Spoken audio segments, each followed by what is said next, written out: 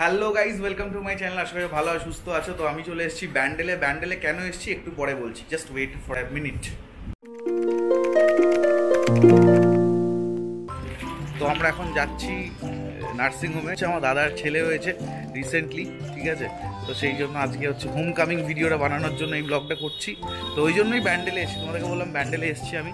তো ব্যান্ডেলে হচ্ছে আমার দাদার শ্বশুরবাড়ি, দাদার শ্বশুরবাড়িতে এই জন্য এসেছি। আজকে আমাদের মানে কি বলবো, আমাদের গোপু সোনা আজকে হোম কামিং হবে, তাই জন্য এই ভিডিওটা বানাচ্ছি। চলে এসেছি আমরা নার্সিংহোমে। তো আমার আগের ব্লগে তোমরা এই দাদারই বিয়ের ব্লগটা দেখেছিলে। তো বিয়ের ব্লগটা যারা তারা দেখোনি তাদের জন্য আমি আই বাটনে বিয়ের ব্লগটা দিয়ে দিলাম। তো ভাবো সময়টা কীরকম পেরুচ্ছে। আমার দাদার বিয়ের ব্লগটা করলাম, তারপরে দাদার এখন ছেলের হোম কামিং ভিডিও বানাচ্ছি। ভাই সত্যি অসাধারণ।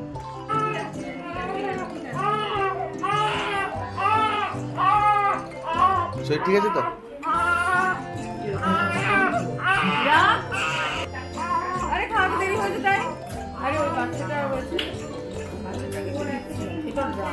কেন আমি ও ফিরে চোখে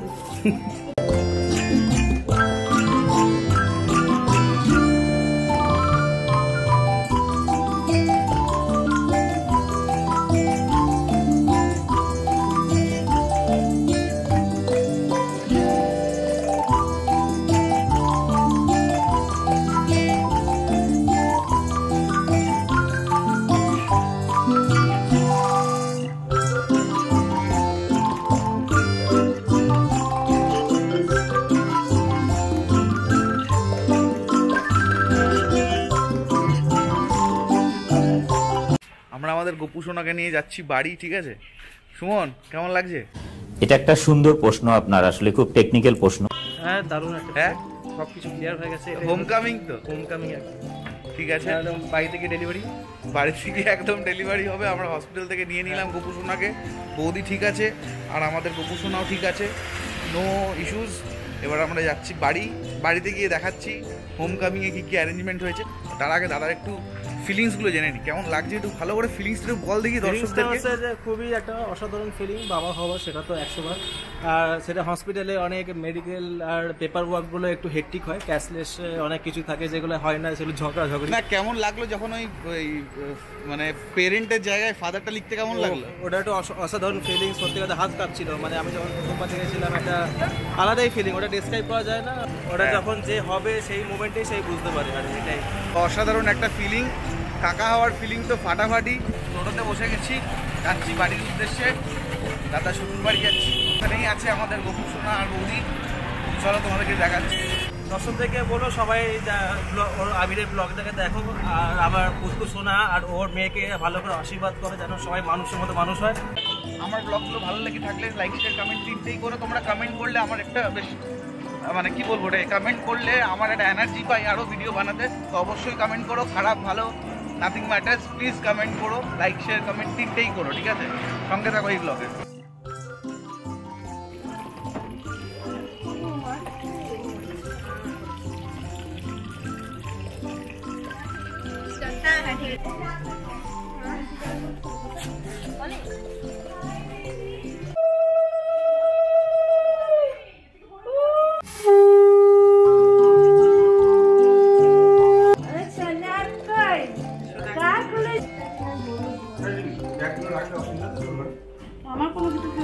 গঙ্গা জল ছিটিয়ে দাও,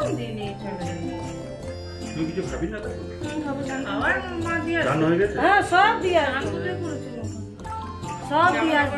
শোন না, হ্যাঁ ওরাও খেয়ে নিয়েছে। টাটা। কেমন লাগছে ঘরে ফিরে?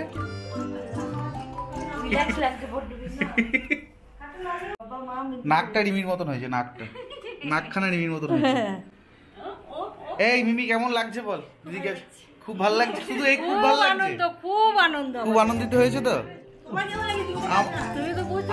আমার মনে ফাটাফাটি লাগছে, মানে ফাটাফাটি মানে জাস্ট ফাটাফাটি। আমার দুই মেয়ের পর আমার নাতি হয়েছে, ঘরে একটা ছেলে এর মতন আনন্দ আর নেই। অপূর্ব। তারপরে এই যে দিদারও দুটো মেয়ে, আচ্ছা, ওরও খুব ভালো লাগছে নাতিকে নিয়ে। মানে একটা পাড়ার ভালো ছেলে হলো আর কি। পাড়ার ভালো ছেলে। হ্যাঁ, জল দিয়ে ওকে চান করে। আর ইয়ে কি মায়ের কি ফিলিংস জানি না। সবাইকে দিয়ে দেবো, এবার আমি একটু কয়েকদিন নিশ্চিত। এই রুমটা কে সাজিয়েছে? রুমটা এত সুন্দর করে আমি আমার এক বন্ধু মাসিমণি। ওই হাতটা পাচ্ছি না দেখতে, কে সাজিয়েছে? আমি আমার এক বন্ধু। বন্ধু আর তুই বলে সাজিয়েছিস? বেশ সুন্দর হয়েছে তো। আর এটা কি আমাদের গোপু সোনার বেড নাকি? স্নান করে এখানে এটা গোপু সোনার বেড, আর এটা হচ্ছে বাবা মার বেড, তাই তো? গোপু সোনার বাবা মার বেড। বাবা মার বেড না, মায়ের বেড, বাবার বেড নেই। এই যে খরচা করে তার পিছনে তো দেখো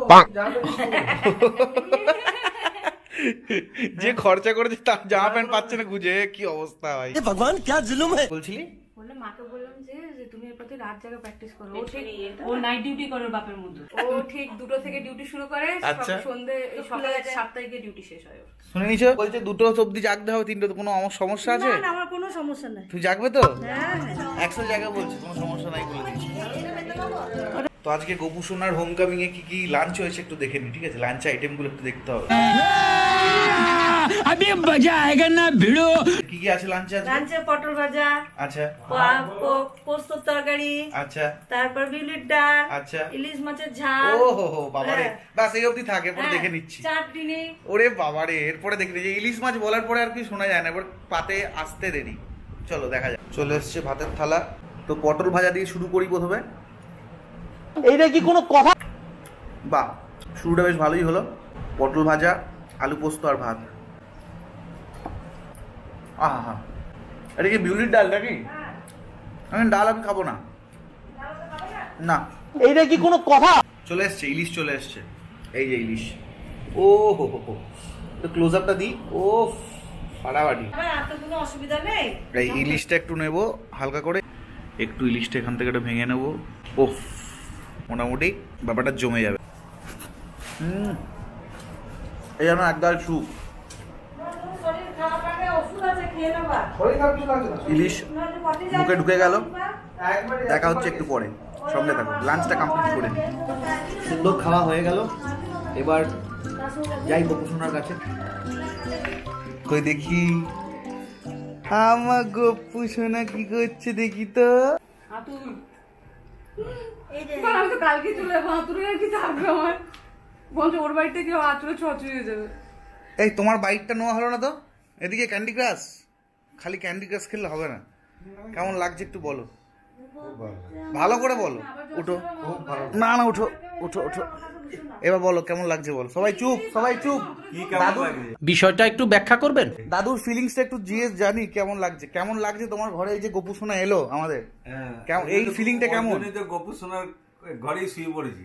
গুড। আর ভালো লাগে, খুব ভালো লাগছে। আর এরপরে কি পরিকল্পনা? আমাদেরকে ভেটকি আর পমপ্লেট খাওয়াবে কবে? হ্যাঁ খাবো। হ্যাঁ কবে? খাবো, সময় হোক, সেটা তো দিন আছে। আচ্ছা ঠিক আছে, ওকে। গোপু সোনা আমাদের ঘরে চলে এসছে, ঠিক আছে? হোম কামিং ভিডিও বানিয়ে ফেললাম, ঠিক আছে? এরপরে কি কি হচ্ছে না হচ্ছে সেগুলো নিশ্চয়ই দেখাবো। তো সঙ্গে থেকো নেক্সট ভিডিওতে। স্টে টিউন, ভালো থেকো, সুস্থ থেকো।